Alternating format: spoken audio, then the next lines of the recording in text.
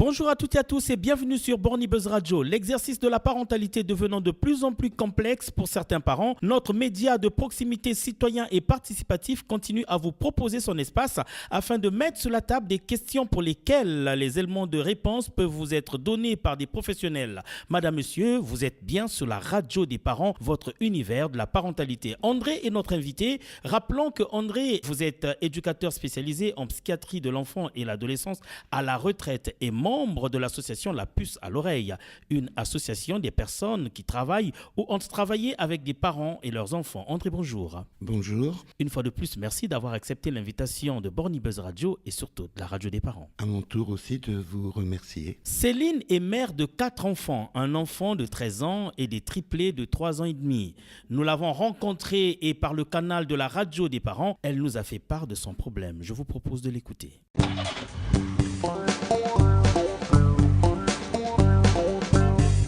J'ai un enfant de 13 ans et j'ai des triplés qui ont 3 ans et demi. Fille, garçon? 2 garçons et une fille. 2 garçons et une Et fille. les garçons, 13 ans, c'est un garçon. Alors, est-ce que ça se passe bien avec vos enfants? Ça se passe bien, mais maintenant il y a une peur qui apparaît. C'est mon garçon qui a 13 ans, donc il commence un peu maintenant à devenir adolescent. Donc c'est juste ce qui m'intéresse en fait, c'est que juste comment faire face à ça. Quel genre de problème avez-vous noté? Il répond mal, ils essayent par exemple de faire ce qu'il veut, des trucs comme ça. Donc si on laisse faire, il aurait fait plein de choses peut-être. Est-ce que vous avez essayé de poser des limites et que eux ils ne respectent pas? Justement, je suis en train de chercher comment faire face à ça. Est-ce que je dois être mère stricte ou est-ce que je dois être mère et copine en même temps? Donc pas de réponse. Parce que par moment ils ne vous écoutent pas, c'est ça?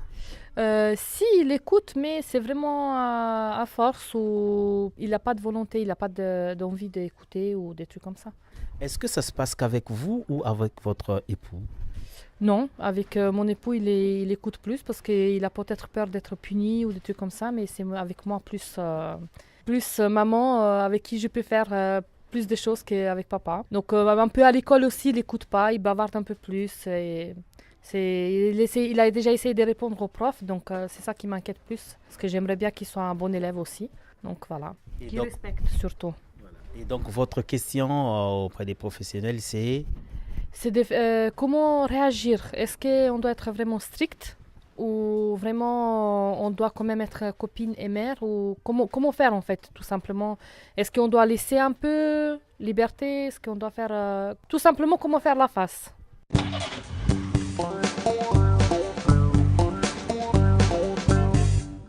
Comment être mère et copine en même temps? André, vous avez écouté ce qu'a dit Céline.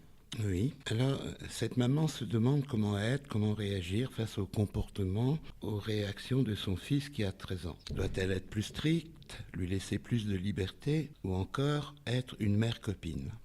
Tous les parents d'ados se posent des questions sur la manière d'être avec eux, de réagir à leur agressivité, de leur poser des limites. Et les réponses ne sont pas toujours aussi simples que cela à trouver.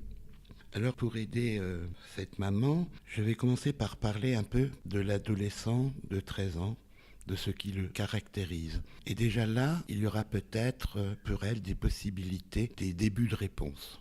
En reprenant un petit peu, je vais parler de l'adolescent, puisque son fils a 13 ans, donc il est adolescent. Alors, dans nos cultures, l'adolescence est devenue un phénomène de société. Alors, dans un monde incertain, chômage, difficulté de se loger, difficultés matérielles, les adolescents sont amenés à recréer leur monde virtuel par le biais de la technique et des médias dont ils sont dépendants. Ça leur permet à la fois de s'isoler, jeux vidéo, portables, mais aussi de se retrouver par le biais d'Internet et des réseaux sociaux. Maintenant, je vais parler de ce qui caractérise l'adolescent de 13 ans dans son corps, dans son développement. À cet âge-là, il y a des modifications pubertaires très très importantes. On peut parler des premières pollutions nocturnes, l'enfant, la mue de la voix, la pilosité, et il grandit. Il y a un remodelage de l'image du corps. On peut parler d'une époque très narcissique. L'aspect corporel extérieur est une chose importante. Beaucoup de parents disent souvent « mon ado à 13 ans, à cet âge-là, il faut aussi que je lui demande de se laver parce qu'il se néglige un petit peu ». Je donne comme ça des grandes lignes. À un niveau intellectuel, vers 12-13 ans, l'adolescent a acquis l'intellect adulte. On appelle ça la pensée formelle. Alors, il va en user à l'excès. C'est la période où on refait le monde, une époque très créative, même si l'adolescent n'est pas toujours en phase avec la réalité. Mais il a plein d'idées. En ce qui concerne son comportement, il est marqué par une phase d'opposition. C'est un mouvement un peu régressif au cours duquel il peut se montrer imprévisible, avec refus de tout ordre établi. Être aussi dans la provocation. C'est pas facile pour lui de domestiquer ses désirs et il va transgresser les interdits. Il remet en cause tout ce qui représente l'interdit. C'est souvent un peu la période où il va dire « je ne veux pas ». En même temps, tout cela correspond à une prise de conscience de soi. Plus tard, au contraire, il y aura la période où là, il dira « maintenant, je veux ça ». Et ça sera une phase d'affirmation du moi. Mais pour l'instant, il est dans cette phase, ce moment où il va souvent s'opposer à ses parents. Alors, à cet âge, il est difficile pour un adolescent de se détacher de ses parents. Et plus il sera dépendant d'eux, plus il pourra avoir un comportement agressif. C'est très difficile pour un adolescent de dire par exemple à sa maman « Maman, je t'aime, mais j'ai grandi, je suis plus un bébé, j'ai besoin aussi de liberté ». C'est pas facile à dire, hein. Il est dans une sorte d'ambivalence vis-à-vis de ses parents. Alors, les adolescents peuvent aller très loin à cet âge-là. Ils peuvent chercher à prendre même la place de leurs parents. Ils vont les conseiller, leur dire « je ne suis pas d'accord avec ceci, avec cela ».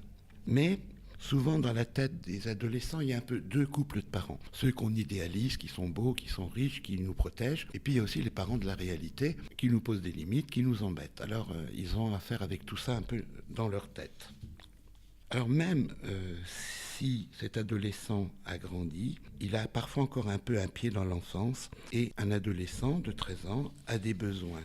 Alors il a besoin d'être bien dans son corps, besoin d'avoir des copains, des copines, besoin d'apprendre. Donc c'est une période finalement très très riche. Il a besoin qu'on le voie, qu'on le regarde, il a besoin de se différencier de ses parents. Alors, il ressent l'adulte comme quelqu'un qui a un énorme pouvoir et il peut ressentir à cet âge-là aussi des angoisses d'abandon ou d'intrusion. Alors, il y a le refus donc je l'ai dit, des habitudes familiales, plein de choses comme ça. À mon avis, et ça sera peut-être déjà un début de réponse à cette maman, l'enfant et l'ado, je dirais, a besoin de ressentir qu'il a des parents qui sont bien à leur place, dans leur rôle respectif, de père, de mère, chacun avec ses particularités, sa personnalité, donc comme je l'ai dit, dans leur rôle respectif.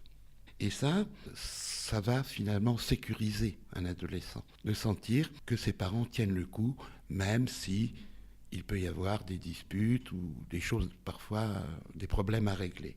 En ce qui concerne cette maman, je lui dirais qu'elle a un atout parce qu'elle dit que le père de cet enfant, quand il se manifeste, quand il est présent, les choses sont un peu différentes.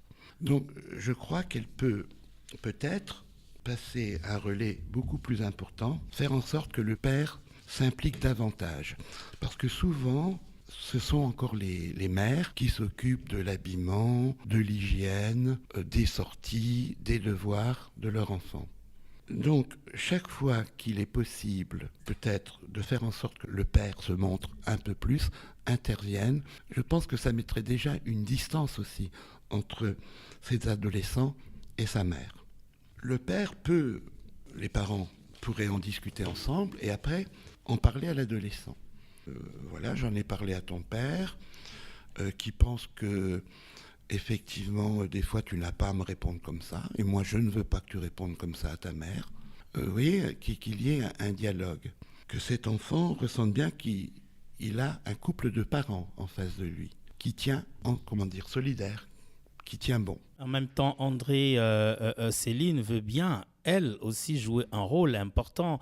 Elle est la mère, mais elle se pose la question de savoir comment être mère en même temps que copine. Et si et seulement si le père est absent, il faut bien qu'elle sache jouer son rôle. C'est pourquoi elle pose déjà ce genre de questions, peut-être. Alors, c'est toujours plus difficile, effectivement, quand une mère est seule pour élever son enfant. Mais parfois, elle peut dire aussi, l'interdit que je t'ai posé. Si ton père avait été là, il aurait été d'accord avec moi. Il faut faire aussi exister le père, même symboliquement. Ouais. Ton père aurait été d'accord avec moi. Tu n'as pas à répondre à un professeur comme ça. Tu n'as pas à me parler comme ça. Justement, je ne suis pas ta copine. Quand une mère dit, ou quand cette dame pose cette question, peut-être qu'elle pense, en étant une mère copine, elle pense qu'elle serait plus proche de son enfant. Mais attention, à cet âge-là, je crois qu'il faut être prudent. Il se peut que cet enfant, s'il a besoin parfois encore, pas d'être câliné, mais d'être un peu réconforté par sa mère. Si lui, il va vers sa mère, c'est bien. Par contre, une mère doit avoir un peu une distance par rapport à son adolescent pour lui permettre de bien s'individualiser. Alors André, en écoutant ce qu'a dit Céline, on comprend bien que son fils de 3 ans rentre dans une phase d'adolescence et elle ne dit pas qu'elle a déjà noté des problèmes, mais elle veut déjà avoir une idée de ce qu'elle doit faire, comment elle doit se comporter, comment elle doit parler à son fils, quelles sont les limites qu'il faut poser de façon qu'elle ne perde pas son rôle de mère, mais en même temps qu'elle ait la confiance de son fils. Et donc, pour elle, c'est ce qu'elle appelle peut-être par être mère et copine en même temps. Mais bon, c'est bien difficile, parce que qu'elle puisse être la confidente un petit peu parfois de son fils, pourquoi pas. Mais bon, à cet âge-là, imaginons un adolescent par rapport à la sexualité. C'est pas facile de trouver la bonne distance. Mais là, les parents, ou même cette maman peut dire, je sais que tu as grandi, je sais que tu as des besoins nouveaux, mais en même temps, si tu veux, si des choses t'embêtent, tu peux nous en parler. Mais tu peux aussi garder une sorte de jardin secret. C'est pas facile pour un adolescent peut-être de parler de choses plus personnelles. Alors ça, c'est bien que ce soit dit aussi à l'adolescent. Mais tu sais que tu peux compter sur maman ou sur papa. C'est un exercice, il faut trouver une bonne distance, pas trop près, pas trop loin, surtout à 13 ans. Avec l'éveil de la sexualité chez un enfant, c'est bien qu'il y ait une distance. Et que l'enfant ressente bien qu'une maman, c'est pas une copine, donc quelqu'un qui aurait à peu près son âge, c'est pas du tout la même chose. Il faut bien marquer là aussi les générations.